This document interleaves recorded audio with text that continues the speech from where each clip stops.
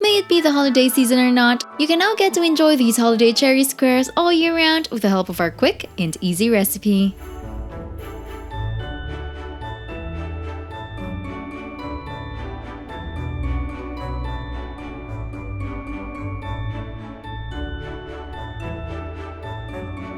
First off, preheat the oven to 350 degrees Fahrenheit. Add the cornflake crumbs, unsalted butter, and granulated sugar in a bowl. Mix to combine, then transfer to a baking pan lined with parchment paper. Make sure to spread it evenly. Then, sprinkle over the flaked coconuts, mini marshmallows, pecans, and maraschino cherries.